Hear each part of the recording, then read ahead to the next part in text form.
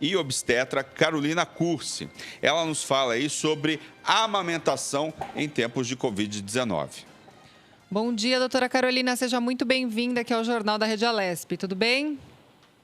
Bom dia, muito obrigada pelo convite. Como é que vocês estão? Todos bem? Estamos bem, estamos sobrevivendo, né, Kate? Sobrevivendo. Um dia de cada vez, né, doutora? Um dia de cada vez. Um dia de cada vez. Doutora, o que muda na amamentação nessa época de Covid-19? Quais são os cuidados que as mães precisam ter em relação aos filhos? É diferente? Tem algum protocolo novo que deve ser feito? Mais higienização? Dá um panorama para a gente dessa situação. Então vamos lá. Quando começou toda essa pandemia, quando começou toda essa movimentação e vamos estudar o coronavírus e tudo mais, uma grande preocupação é a questão da amamentação mesmo. Foi publicado uma normativa com a Real College, com o Ministério da Saúde, com a Sociedade Brasileira de Pediatria, com a Sociedade Brasileira de Ginecologia e Obstetrícia, e eles pontuaram algumas coisas muito importantes e a OMS agora, na última semana, reafirmou essas mesmas orientações. Então, primeiro de tudo, para a gente saber sobre amamentação na pandemia, a gente precisa avaliar o estado clínico dessa mamãe. Ela tem condições ou não de amamentar? Isso é a primeira coisa que você tem que entender. Que às vezes ela está com o Covid, está positiva, mas ela está mal clinicamente. A amamentação, ela gasta muita caloria, ela não é um ato simples, né? Então, se a paciente não estiver se sentindo bem clinicamente, ela não é obrigada a dar de mamar. Isso é a primeira coisa. Porém, mesmo se tiver com o Covid-19 positivo e ela estiver se sentindo bem, ela estiver se sentindo, não, eu tenho condições clínicas, eu não estou internada, eu não estou numa UTI, então ela pode e deve manter a sua amamentação. Então essa é a primeira orientação. Segundo, para as mamães, a gente sempre orienta a questão de higiene, tá? Então eu vou fazer a minha amamentação, eu preciso lavar muito bem as mãos com água e sabão até a altura do cotovelo, isso é super importante. Estar usando uma máscara, isso é importante para quê? Para que as suas gotículas não cheguem no seu bebezinho, então é bem orientação disso, usar as máscaras. Se possível, use uma touca para o seu cabelo, principalmente se você for fazer a retirada do leite para dar para o seu bebezinho, tá? E ofereça o leite. Para aquelas que estão com o Covid positivo, também está lá com uma das recomendações, peça para alguém saudável na casa dar esse leite. Então, ela extrai pela bomba manual, pela bomba elétrica, e ela vai ofertar para esse bebezinho, ou naquelas colherzinhas que existem, medidoras, que falam de ml em ml, ou naqueles copinhos de café, que são pequenininhos. Mas essa pessoa que for ser responsável por dar o leite, ela precisa de um treinamento, ela precisa ir conversar no banco de leite, ela precisa entender como é que faz todo esse processo. Mas, se a sua mãe se sentir confortável, a orientação é clara. A amamentação deve ser continuada. Jamais suspender a amamentação. Os estudos, gente, não têm constatado a presença do coronavírus no leite. E o benefício é tão grande desse bebezinho receber o leite que ele supera qualquer risco. Então, a amamentação em tempos de Covid-19 é para permanecer. Certo. Doutora, isso tudo que a gente está pontuando, né, são os cuidados, então, após a criança nascer, né? E antes, ainda durante o período da gestação, né? De repente, a mãe, então, foi diagnosticada aí com a Covid-19. Que tipo de procedimento essa mãe precisa adotar nesse momento? Tá. Na gestação, primeiro saiu um estudo com 9 gestantes, e dessas gestantes, o que percebemos?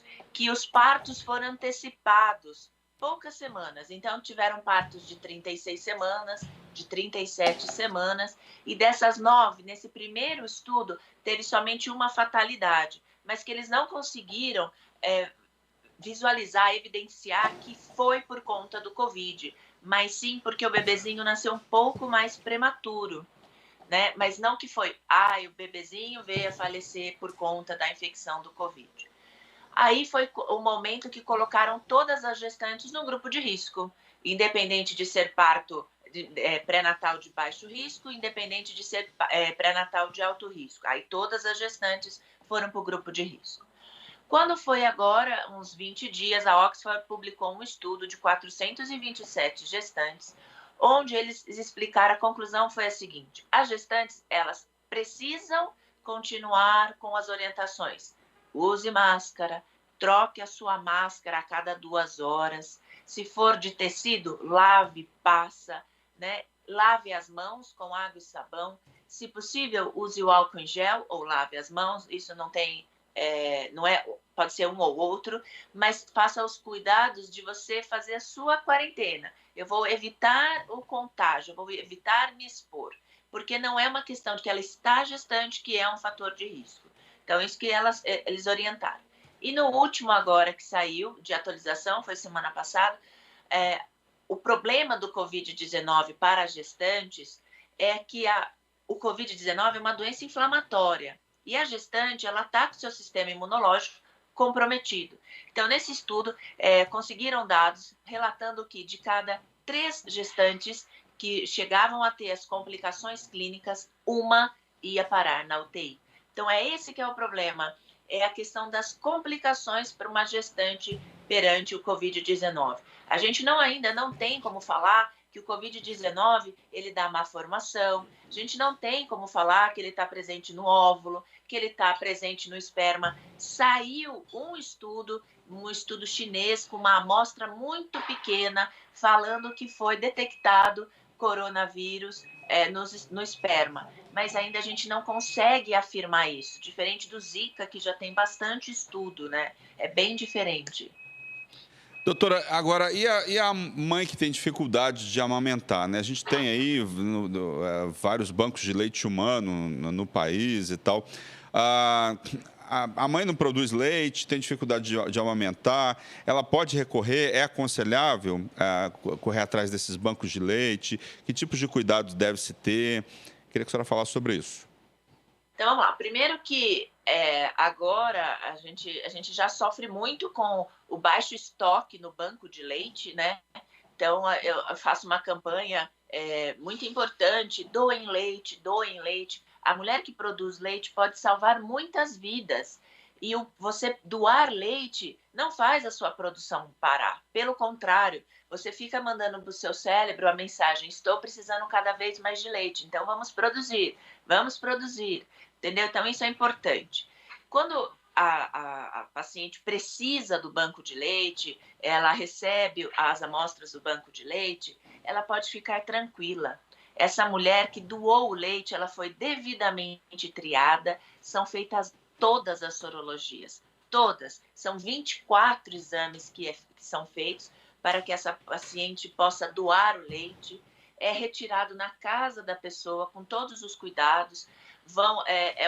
Um fiorino, né? É um carro que é todo já preparado para o armazenamento do leite da casa da pessoa até o banco de leite, onde é feita a separação, onde é tudo novamente guardado, etiquetado. Então, assim, não tenham medo de usar. Os bancos de leite estão dentro das grandes capitais, dentro das grandes maternidades, desculpa.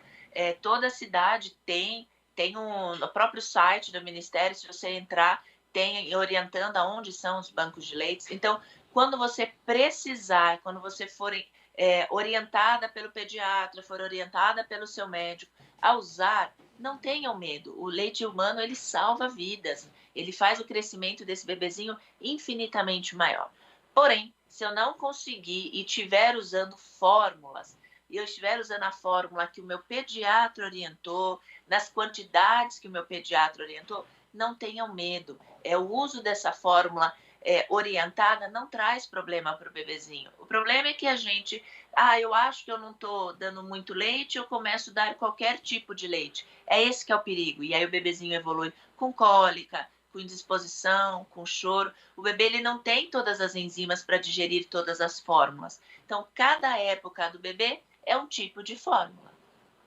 Certo. E doutora, gestantes com suspeita, né, ou confirmação aí da Covid-19, elas devem necessariamente serem submetidas a uma cesariana ou a um parto normal? Quer dizer, o modo de parto, né, num momento como esse, existe alguma indicação nesse sentido?